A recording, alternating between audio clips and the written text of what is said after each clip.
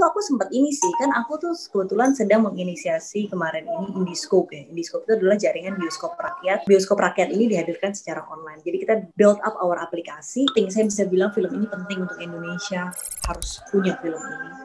Harus memperlihatkan tokoh Malahayat gitu ya. Orang lain boleh punya Wonder Woman dan lain sebagainya sebagai fiction gitu. Nah ini kita ada tokoh seperti itu dengan keindonesiaan, dan pada saat aku masuk itu di tengah film Indonesia tuh sedang terpuruk-terpuruknya.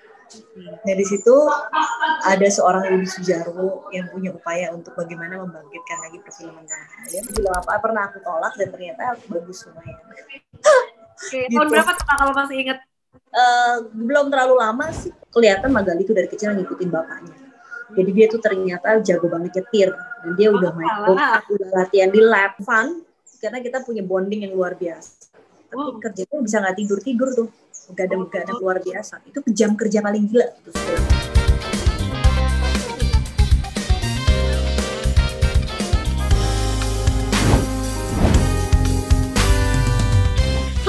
Di Teritori, teman cerita Inventory. Seneng banget aku Indi Arisa balik lagi, yang pasti masih dari El Hotel Royal Bandung yang ada di Jalan Merdeka nomor 2. Di sini tempatnya oke banget. Jadi abis ini juga Indi bakalan ngobrol barengan sama teman cerita kita kali ini yang pasti di sini. Jadi buat kamu yang pengen tahu atau penasaran, kepoin aja langsung Instagramnya di @elhotelroyalbandung. Oke? Nah, bocoran dikit nih, teman ngobrol Indi kali ini adalah seorang perempuan cantik yang dari awal kemunculannya sampai sekarang itu dari gaya rambutnya, gaya berpakaiannya, pokoknya tetap cantik dan gak pernah berubah. Dia itu juga sekarang menjabat sebagai ketua Parvi 56, dan yang pasti banyak banget Indi yakin deh sinetron, iklan maupun film-filmnya yang udah pernah kamu tonton. I'm so excited. Kalau gitu langsung aja yuk kita ngobrol barengan sama Marcella Zalianty. Oke. Halo Kak Marcella. Hai. Kabar? Alhamdulillah sehat. Kayaknya itu satu kata yang paling penting saat ini ya. Sehat dan satu bahagia. hal bukan hanya kata ya. Terima kasih. Apa kabar juga? Baik juga, senang banget ya akhirnya ngobrol sama Kak Marcella. Jujur ini tuh dari dulu selalu nonton film Kak Marcella dari zaman kayak masih sekolah, nggak bisa kemana-mana, opsi masih kayak televisi doang, tuh Marcella Zalianty gitu loh. Sekarang aku udah lama ya tidak udah agak cukup lama sih aku memang enggak. Iya, tapi kayak siapa yang buat angkatan ini terutama tuh siapa yang nggak tahu kita grow old with beberapa film Indonesia kayak bintang iklan yang warawiri, sinetron atau segala macam tuh kayak Marcella Zalianty kayak gitu. Jadi it's such an honor buat Indi ngobrol sama Kak Marcella karena Indi pasti bakal banyak tanya banget, secara sekepo itu juga lumayan gitu. Nah, Kak Marcella boleh dong mungkin diceritain dulu nih, Kak Marcella kan katanya adalah satu dari sekian banyak orang yang pekerjaannya mungkin tertunda karena situasi global saat ini gitu. Dan itu adalah katanya syuting film terbaru. Itu bener nggak sih Kak Marcella? Jadi sebetulnya tidak hanya secara global ya, artinya ya di Indonesia sendiri industri kreatif memang industri yang aku geluti ya, terutama film industri itu bisa dikatakan kena hit cukup besar. Ya sejak masa ini ketika awal ya, bulan-bulan awal itu film harus stop syuting, film dari hulu ke hilir, jadi produksinya tidak bisa dikerjakan, penayangannya juga semua yang sudah siap tayang harus ditunda kan gitu, jadi dari hulu ke hilir tuh kena impact. Dan pekerja film sendiri itu banyak sekali pekerja non profesional gitu ya, artinya mereka pekerja harian, yang mana sehari-hari hidup mereka, makan mereka itu dari syuting ke syuting, dari produksi ke produksi. Jadi memang it's a very tough condition at this moment to everyone. Pastinya untuk segala industri, segala kelas sosial itu pasti punya tantangannya sendiri-sendiri. Tapi tentu karena industri film itu mungkin tidak semua orang tuh memahami gitu. Karena orang lihat rata-rata yang ada di depan layar artisnya. Wah artis mungkin nggak syuting 1-2 dengan kondisi saat ini masih oke lah, pasti punya tabungan apa gaya hidupnya, tapi kan untuk sampai jadi sebuah film itu kan it's a collective work kan. Yes. Begitu banyak peran setiap orang yang itu dari mulai konsumsi, dari mulai driver, make up artist dan lain sebagainya gitu kan, guru acting gitu. Itu kan yang orang-orang yang sebagian besar itu mendedikasikan hidupnya memang untuk ini. Jadi ketika ini berhenti, mereka totally kehilangan nafkah gitu. Jadi ya kesibukan aku memang akhir-akhir ini ya karena aku juga ya diberi amanah sebagai ketua Parvi, terus ya aku juga seorang ibu dari 2 orang anak yang juga lumayan menyita waktu dengan semua bertransformasi kepada online gitu kan. Aku sibuk memikirkan bagaimana membantu orang-orang film mulai dari kita dulu, karena kalau kita mau mikirin yang besar tapi di belakang kita juga atau di sekitar kita atau lingkungan industri yang juga kasih apa ya yang kita cintai atau yang memang menjadi ruang kerja kita ini juga masih bermasalah, kita harus mikirin yang di sini dulu dong, karena mungkin semua kan mikirin pasti kayak tenaga kesehatan itu perlu dipikirin ya, begitu banyak yang perlu dipikirkan, tapi ya karena kita orang film mungkin pada saat itu belum banyak yang care kepada orang film atau industri ini, ya kita yang harus care, yang harus berbuat sesuatu. Jadi aku mulai menggalang dana, menggerakkan teman-teman artis untuk kayak menjual barang-barang kesayangannya, dan hasilnya kita kumpulkan untuk kita giveaway kayak sembako, terus sembako dan misalnya uang cash gitu ya. Tapi itu kan bantuan-bantuan yang sifatnya sementara. Akhirnya terakhir kemarin kita menggalang, kemarin itu kan bersama dengan MPR dan beberapa pihak lainnya gitu ya, menggalang konser amal di bulan Ramadan kemarin. Itu terkumpulnya lumayan banyak gitu. Nah, ada part untuk pekerja seni, yang mana itu adalah kita Parvi yang punya yang punya kewenangan untuk mendistribusikan seperti itu. Akhirnya kita distribusikan dalam bentuk apa? UMKM. Jadi gerakan bangkit bersama pekerja seni lewat bantuan modal UMKM gitu. Kenapa? Karena UMKM ini adalah sektor yang menopang perekonomian kita, dan ini juga impact-nya juga sangat-sangat signifikan. Artinya kalau UMKM ini tidak dibantu, susah. Ini kan juga mereka UMKM kan menggerakkan perekonomian juga. Nah, pemerintah sudah melakukan tugasnya, tapi maksudnya UMKM khusus pekerja seni nih, yang biasanya orang film, yang biasanya syuting, dan mereka tiba-tiba pengen buat kue di rumahnya. Artinya kita memilih ya usaha-usaha yang memang punya sustainability ekonomi. Jadi kita membantu, menggerakkan, mendorong bantuan modal untuk sesuatu yang ada sustainability ekonomi, yang juga bisa memberikan lapangan kerja terhadap lingkungannya. Gitu. Jadi ada impact economic, impact lapangan kerja, impact. Itu yang akhirnya kita pilih untuk tidak hanya sekedar sembako dan uang seperti itu. Jadi kemarin sama Kadin kita mengkurasi sama-sama perwakilan dari Kadin ya, tentunya bidang ekonomi kreatif dan UMKM koperasi, ya kita bekerja untuk memilih gitu yang kira-kira memang bagus gitu untuk harus didorong, seperti itu salah satunya. Nah, mengenai film, bukan syuting tertunda sebenarnya film. Aku terakhir itu syuting film Generasi Melankolia, harusnya itu tayang di April, akhirnya ditunda. Ya sekarang belum bisa tayang. Kemarin memang sempat ada gembar-gembor gitu ya, bahwa bioskop akan dibuka lagi, tapi ternyata memang belum siap. Di situ pula aku sebenarnya juga ragu-ragu jujur aja ya, wah yakin ini dibuka dengan angka yang masih tidak melandai bahkan terus naik, dengan kontak tracing yang sebetulnya juga masih tergolong rendah di Indonesia. Itu mengkhawatirkan banget gitu. Tapi sebagai filmmaker tentu kita happy banget, karena itu ruang terbesar bagi industri film, bagi insan film, bioskop gitu untuk dibuka kembali. Jadi semua tuh udah sangat excited, sangat menunggu. Walaupun kita juga percaya bahwa semua pemilik bioskop itu pasti sudah mempersiapkan dengan super ketat ya protokol kesehatan gitu ya. Terus juga tentu ada beberapa referensi dari beberapa negara yang kembali membuka bioskopnya gitu kan, dengan protokol-protokol, ada namanya cinema health atau apa gitu ya, jadi sudah berdasar based on penelitian gitu ya dari juga ahli-ahli dalam kaitan kesehatan seperti itu. Nah, lalu syuting produksi film saat ini banyak banget yang tertunda, tapi beberapa sudah mulai syuting lagi sih sejak PSBB itu berhenti diberlakukan. Nah, sekarang kan PSBB pun diberlakukan kembali gitu ya. Diberlakukan kembali. Jadi saya pikir beberapa map terhenti, tapi sekarang mulai lagi khususnya televisi ya. Kalau televisi itu industri pertelevisian itu terus berjalan karena mereka dengan protapnya sendiri mungkin ya, di lingkungan yang kecil, yang di dalam, terus juga diperkecil semua kuda dan segala macam. Tapi yang pasti syuting yang berada di luar itu susah. Nah, tapi sekarang kayak aku ditawarin film lagi, awalnya tuh aku sempat takut banget. Kenapa gitu. tuh, Pak? iya dengan keadaan seperti ini, angka angka Tambah terus.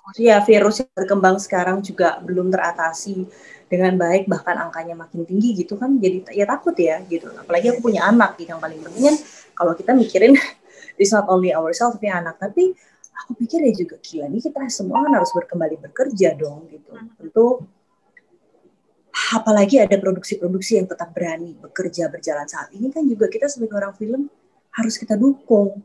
Ini adalah sebuah keberanian gitu, dan ya kan mereka kan harus melakukan swab, tes, itu kan ada ekstra cost yang bahwa industri ini harus hidup. Jadi kita harus saling mendukung untuk bagaimana industri film tetap berjalan, tetap hidup. Ya sekarang banyak platform juga yang lain selain bioskop. Artinya produksi tetap memang harus berjalan. Jadi ketika memang itu sudah diperbolehkan, diizinkan, kita juga ada kayaknya kita juga harus udah mulailah ikut bangkit gitu ya, bangkit gitu kan untuk film Indonesia untuk bekerja, tapi dengan catatan protokolnya harus super ketat. Itu aja sih. Aku minta itu tertulis di kontrak dengan protokol yang ketat, ring 1, pokoknya semua krunya memang harusnya di swab, seperti itu. Ya jadi mudah-mudahan gitu. Dan ini syutingnya nggak di Jakarta sih, syutingnya di luar kota ya. Jadi di Garut, di Ciamis gitu. Memang di sana tidak berlaku seperti di Jakarta ini kan gitu. Jadi mungkin insya Allah ya aman ya, mudah-mudahan gitu. Ya, lebih aman setidaknya mungkin ya, dibandingin dengan big city. Oke. Iya. Tadi kamu juga nih untuk filmnya yang dikerjain itu tuh barengan sama Mas Angga Dwi Mas Sasongko ya? Yang film tayang yang aku sudah syuting tapi tayangannya tertunda itu dengan Angga Dwi Mas Sasongko. Tapi film yang aku mau syuting ini itu dengan MD Production. Terus ya di sela-sela kemarin tuh aku sempat ini sih, kan aku tuh kebetulan sedang menginisiasi kemarin ini Indiscope ya. Indiscope itu adalah jaringan bioskop rakyat. Kenapa ini menjadi penting banget buat aku? Karena pertumbuhan bioskop kita itu kan ada hanya di tingkat kota besar. Jadi buat aku film Indonesia itu penting banget peranannya. Dan dia harus bisa dijangkau oleh seluruh lapisan masyarakat. Ya gimana caranya kalau kita tidak menghadirkan bioskop ini untuk masyarakat seluruh lapisan menengah ke bawah. Sekarang menengah ke bawah nggak bisa pergi ke jaringan bioskop yang ada. Gitu. Selain satu, harga tiketnya mungkin tidak terjangkau. Kedua juga letak geografis ya. Artinya letak lokasinya itu berada di pusat. Jadi orang-orang yang di tingkat di kabupaten itu terlalu jauh, terlalu mahal. Khususnya kita bicara di daerah. Nah, aku mencoba menghadirkan itu misinya. Kemarin itu percontohannya kita bikin di PD Pasar Jaya Teluk Gong. Jadi itu kayak menghadirkan bioskop untuk menengah ke bawah untuk masyarakat. Tapi habis itu kan tutup kan, belum sampai setahun berapa lama tutup. Baru kita mau buka 7 titik di beberapa daerah lain, tiba-tiba kondisi saat ini yang tidak memungkinkan kita untuk membuka. Dan aku juga blessing, aduh untung aku belum buka. Kalau misalnya tiba-tiba buka, keadaan harus tutup, jadi kan pasti akan jadi lebih berat gitu. Nah, akhirnya kita mentransformasi, jadi kita bikin Indiscope Online Festival.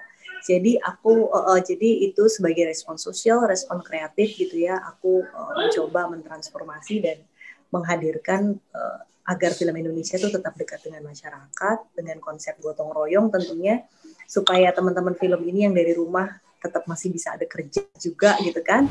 Terus orang-orang film senior-senior ini tetap bisa sharing ilmunya mumpung dalam saat seperti ini secara online kepada pecinta film, kepada komunitas-komunitas film. Lalu juga bioskop online ini dihadirkan secara online. Bioskop rakyat ini dihadirkan secara online. Jadi kita build up our aplikasi. Jadi sekarang bisa nonton film Indonesia di aplikasinya Indiscope juga. Jadi sedang ada screening beberapa film, diantaranya film yang aku dulu sempat main dan produserin judulnya Batas. Itu juga diputar. Nah selama seminggu 2 minggu ini free.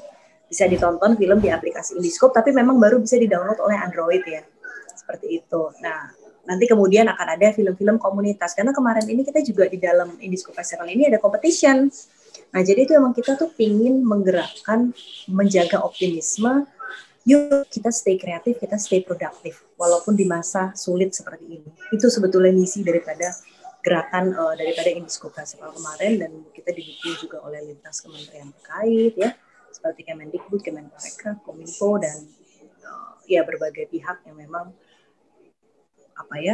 harus kolaborate supaya ini bisa terwujudkan. Itu sebetulnya yang kayak gerakan gotong royongnya dan lain-lain. sebagainya seperti itu. Okay. Nah, terus kompetisinya juga temanya adalah dari rumah untuk Indonesia.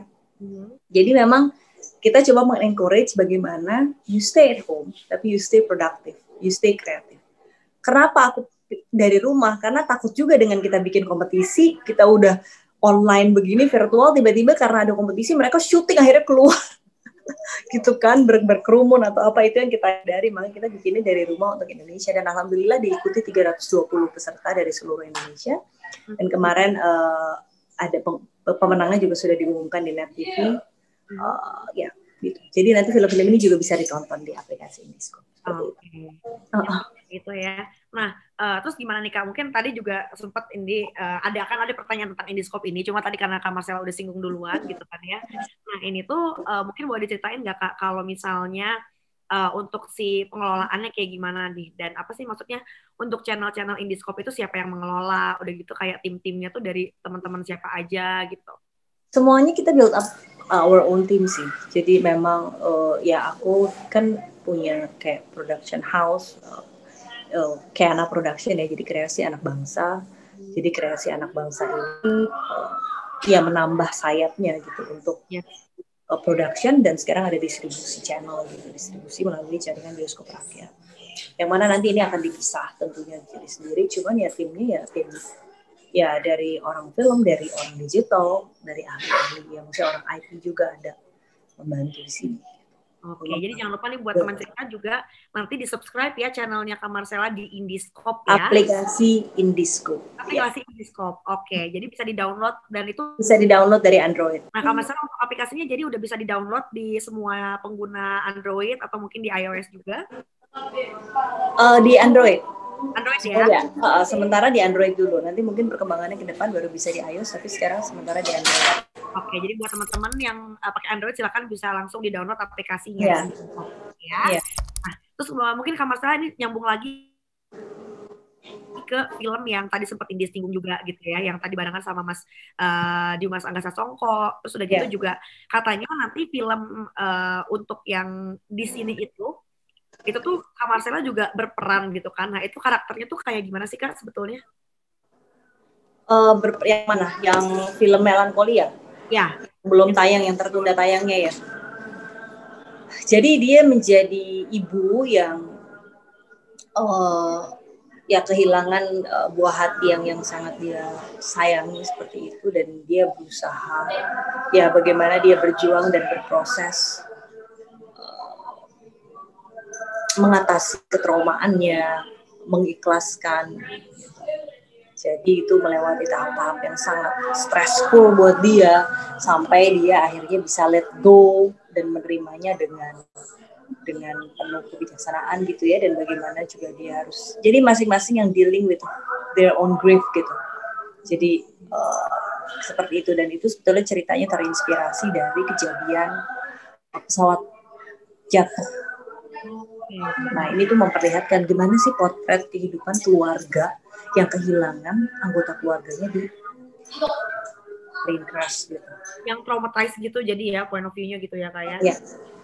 Nah, terus selain film generasi 90-an Melankolia, ini dengar-dengar kan Kak Marcella juga udah produserin dan juga jadi pemain film juga di film tentang tokoh pahlawan nasional. Ini Malahayati. Nah, kalau yang ini persiapannya udah sejauh mana nih Kak? It's like itu, my baby project. Ini adalah salah satu mimpi aku gitu ya. Kayak tapi susah banget emang jalannya. Aku tuh kemarin research dan development ini udah hampir 2 tahun. Tapi memang ini membutuhkan dana yang sangat besar filmnya, karena ini adalah it's gonna be the first sea battle film juga, dan ini adalah tokoh perempuan gitu yang kita angkat gitu dalam pertarungan ini gitu kan, dan inspired by true event. Jadi actually film ini penting, saya bisa bilang film ini penting untuk Indonesia, harus punya film ini, harus memperlihatkan tokoh Malahayati gitu ya. Orang lain boleh punya Wonder Woman dan lain sebagainya sebagai fiction gitu. Nah, ini kita ada tokoh seperti itu dengan keindonesiaan and it's real gitu. Jadi menurut aku ini adalah part of kebanggaan kita sebagai orang Indonesia, sebagai perempuan terutama gitu ya. Ya mudah-mudahan ini dalam tahap skripnya udah ketemu kerangkanya yang oke gitu. Nah, ini sekarang lagi dalam tahap ya terus terang karena keadaannya. Tentu karena keadaan sekarang kita hold back ya kan. Jadi kita sempat off, nah aku akhirnya beralih kesibukan ke Indiscope dulu. Nah tapi insya Allah aku tetap akan, ini salah satu goal aku ya, mudah-mudahan doain aja bisa. Amin. Butuh dukungan semua perempuan Indonesia pastinya. Yay, go women empower women gitu kan. Iya gitu. Tapi challenge-nya gimana nih Kak? Sebagai yang biasanya mungkin di depan layar, and then jadi seorang produser gitu, ada apa? Sebenarnya ini bukan yang pertama. Aku tuh film yang aku produserin pertama dulu ada sama Mas Eros Lastri ya, tapi tidak bisa terus di tengah jalan karena satu dan lain hal yang begitu sensitif. Kedua, aku sempat produserin Batas, jadi film di perbatasan Kalimantan, dan itu aku main juga. Yang kedua, aku produser dan direktur Denso. Jadi aku mendirect salah satu segmen film pendeknya, aku produserin juga dari bukunya Dewi D. Lestari itu. Terus yang ketiga, aku produserin Mantan Terindah dari lagunya Raisa. Nah itu sempat lama off karena aku melahirkan, punya anak dan lain sebagainya. Baru aku comeback pelan kemarin main lagi Habib Ainun, Wiro Sableng, baru mulai lagi, dan at the same time ya aku develop Indiscope itu udah, dan sambil mendevelop Malahayati ini. Jadi sebenarnya it's not something new yang emang gimana banget gitu. Jadi kayak Kak Marcella tuh sebagai di depan layar dan di belakang layar udah punya memang ternyata ya tidak, kalau dulu kan aku mungkin memproduser itu lebih masih single ya. Energinya tuh beda banget sama sekarang. Itu tuh nggak bohong ya Kak ya? Terasa. Iya, maksudnya bukan soal energi, tapi kan kita harus membagi konsentrasi begitu banyak. Sementara fokusnya gitu ya. Kalau memproduksi film itu ternyata memang nggak gampang. Lebih mudah buat aku acting. Okay. Walaupun bukan bilang acting itu mudah ya, tapi bekerja, bermain film itu it's like hiburan.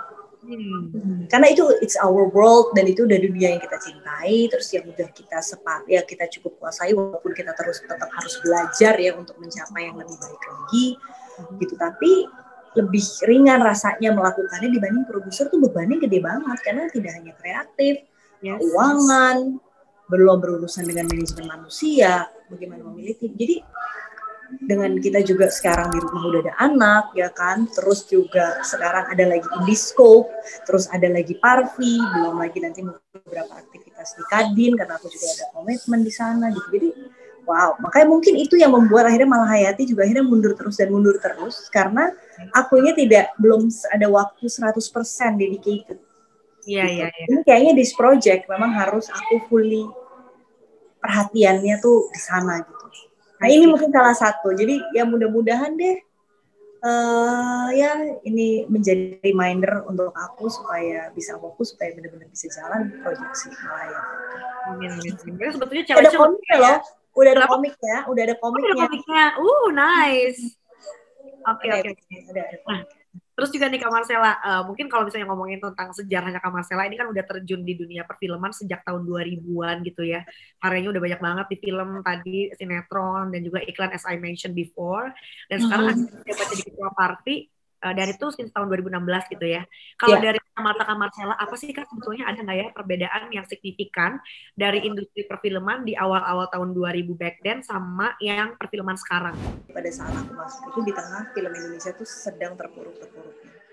Nah di situ ada seorang Rudi Sudjarwo yang punya upaya untuk bagaimana membangkitkan lagi perfilman tanah air. Film apa pernah aku tolak dan ternyata bagus lumayan. Oke, tahun berapa tuh Kak kalau masih ingat?